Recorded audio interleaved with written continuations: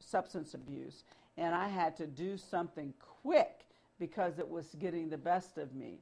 And I didn't know what to do. I found myself in a 12-step program, and that's where I learned the process and the miracle of just 30 days. I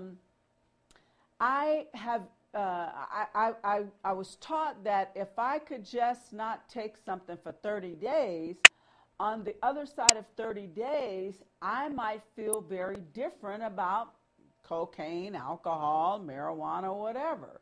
And so I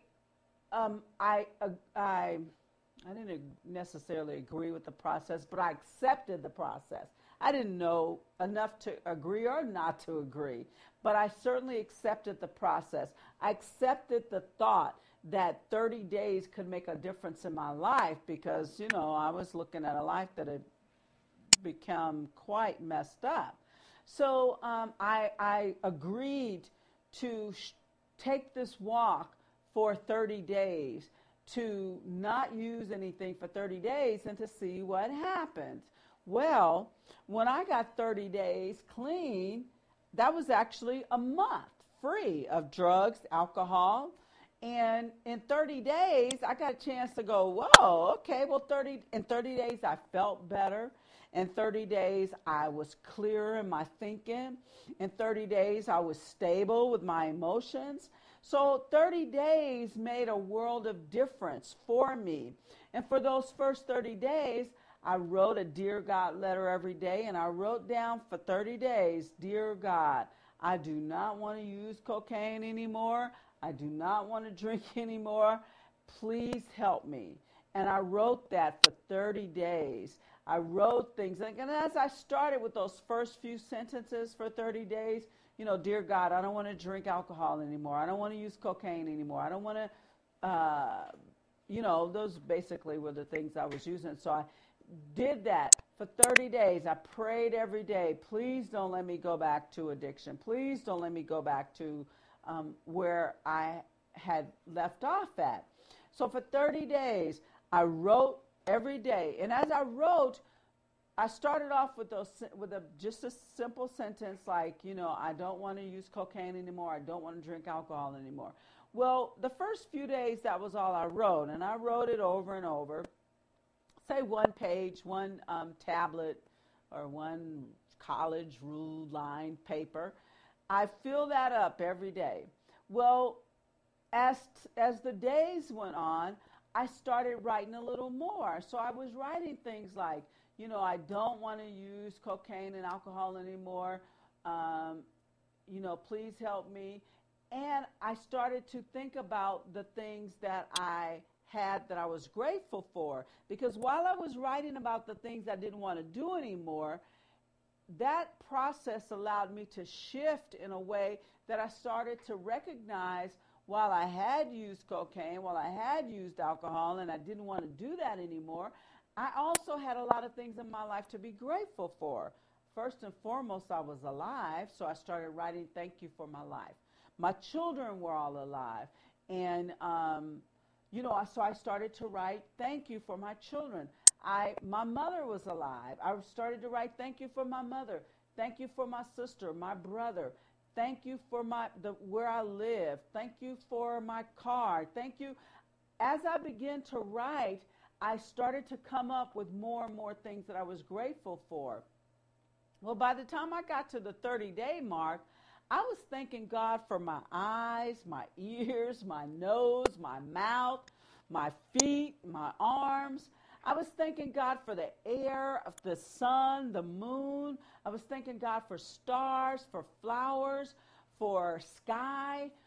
I started writing this Dear God letter that set me on a path that for just 30, I thought it was just going to be for 30 days, but that path has now lasted. I've been doing it for I've been free from drugs and alcohol now almost 24 years. In October, it'll be 24 years.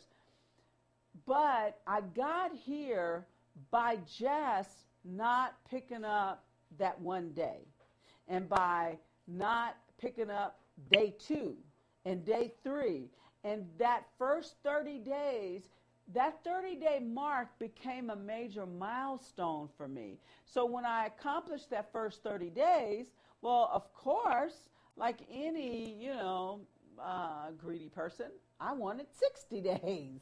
So I had 30 days in the bank, and I thought, okay, well, 60 days is next, so let me accomplish 60 days.